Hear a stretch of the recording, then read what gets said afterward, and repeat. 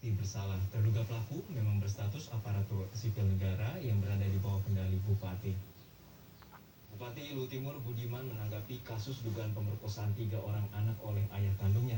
Terduga pelaku berstatus ASN di Luwu Timur. Bupati Luwu Timur menyatakan kasus dugaan pemerkosaan 3 anak oleh ayah kandungnya yang kini menjadi sorotan publik cukup memengaruhi kinerja ASN di wilayahnya. Meski begitu, ia bersikeras tidak akan memberikan sanksi sebelum terduga pelaku terbukti bersalah. Jadi kita serahkan yang tidur sebentar aja mak ya, biar kita udah panas mak turun ya. Kalau sanksi sendiri ini kan ada ASN, apa ada sanksi dari pihak kan pemerintah? belum ada putusan seperti apa, ya kan? Kan tidak boleh kita kasus praduga ini kan. Ya, jadi nanti kalau kita lihat seperti apa hasil pemeriksaan kembali ataukah apa yang dilakukan oleh Polri. Kita tunggu itu saja. Kalau pemerintah itu terganggu dengan itu seperti itu. Ya tentu secara sosial pasti, cuman kan karena ini persoalan hukum, ya mari kita hormati persoalan yang berproses secara hukum. Informasi lebih lengkap kita sapa jurnalis Kompas TV Amran Amir di Luwu Timur Sulawesi Selatan. Amran, Polri telah mengirimkan tim khusus untuk mengaudit penyelidikan kasus dugaan pemerkosaan 3 anak oleh ayah kandungnya dan sempat dihentikan oleh Polres Luwu Timur. Lalu apa saja audit penyelidikan yang akan dilakukan? Ya, baik Sarjino dan saudara, memang saat ini tim Barreskrim Polri telah turun ke lokasi di Luwu Timur, di mana kasus ini atau kasus perkosaan ini yang telah berlangsung sejak tahun 2019 lalu. Polri atau kepolisian Polres Luwu Timur menghentikan kasus ini karena tidak memiliki cukup bukti. Nah, setelah viralnya kasus ini belakangan ini beberapa hari terakhir, Mabes Polri turun melakukan audit khusus dan selain audit juga melakukan mendampingi kasus ini, dan tidak berarti dengan mendampingi kasus ini Mabes Polri mengambil alih kasus, tetapi kasus ini tetap ditangani kepolisian Polres Luwu Timur dan Polda Sulsel Arjuno. Ya, Amran, sebelumnya juga dari Kementerian Pemberdayaan Perempuan dan Perlindungan Anak juga telah mengirimkan tim khusus untuk mencari sejumlah fakta baru. Lalu apa hasilnya, Amran?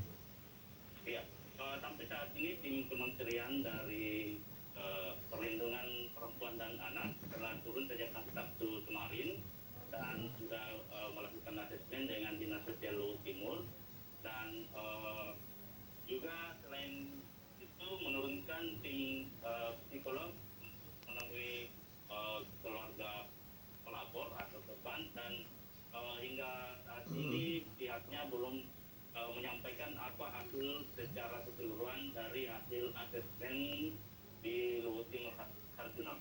Ya, Amran, untuk terakhir pertanyaan saya bahwa kapan kira-kira Polri akan melakukan pelaporan terkait dengan hasil audit dan juga dari Kemen P3A terkait dengan fakta-fakta baru yang tengah dikumpulkan saat ini? Ya, hingga saat ini karena proses masih berlangsung di Polres Luwu Timur, jadi kami belum menerima hasil seperti apa hasil audit yang dilakukan oleh Mabes Polri. Nah, proses ini juga akan berlangsung beberapa hari karena sejak minggu kemarin tim dari Mabes Polri sudah melakukan tugas-tugas audit atau asistensi di Polres Luwu Timur dan jajarannya. Baik, kita nantikan bagaimana upaya kepolisian terutama dari Mabes Polri untuk melakukan audit terhadap kasus dugaan pemerkosaan 3 anak oleh ayah kandungnya di Kabupaten Luwu Timur, Sulawesi Selatan. Terima kasih rekan Amran Amir. Dan saudara, sejumlah peternak unggas menggelar unjuk rasa terhadap pemerintah. Mereka menuntut pemerintah membela mereka agar tetap bisa berusaha. Saat ini para peternak yang berencana berunjuk rasa di kawasan Patung Arjuna Wijaya Monas, Jakarta masih berkumpul di kawasan Monas. Mereka adalah paguyuban peternak rakyat Nusantara berunjuk rasa karena tidak lagi kuat untuk menghadapi persaingan harga di pasaran.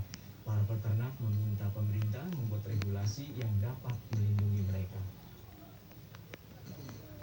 Sudah ada rekan kami Dian Silitonga di kawasan Monas, Jakarta yang melaporkan terkait dengan unjuk rasa para peternak unggas. Dian, apa apa saja persoalan peternak unggas hingga mereka melakukan demonstrasi, terutama di Jakarta saat ini? Ya, persoalan utamanya adalah karena para peternak rakyat mandiri ini mengalami kerugian yang signifikan, Juno, selama kurun waktu 3 tahun terakhir. Nah, kerugian yang dialami oleh para peternak mandiri ini juga diperparah dengan kondisi pandemi saat ini. Tapi penyebab utama yang membuat para peternak ini kemudian mengalami kerugian secara signifikan selama beberapa tahun terakhir adalah karena adanya tadi persaingan harga jual di pasar tradisional. Jadi paguyuban peternakan rakyat Nusantara ini menemukan bahwa seringkali atau kerap kali perusahaan ini melakukan atau menetapkan harga jual produk unggas ini lebih rendah dibandingkan dengan harga wajar yang dilakukan di pasar tradisional, tapi juga kemudian menjual harga pakan ternak justru lebih tinggi dibandingkan dengan harga yang sesuai dengan Permendak begitu. Sehingga dalam aksi damai kali ini ada 14 tuntutan yang disampaikan Juno dan juga saudara. Secara garis besar poin tuntutan ini bicara soal harapan para peternak agar pemerintah bisa membuat regulasi terkait dengan kepastian harga. Di antaranya adalah diharapkan pemerintah ini bisa menaikkan nilai minimal harga pokok penjualan untuk produk unggas begitu, dan kemudian juga bisa mengawal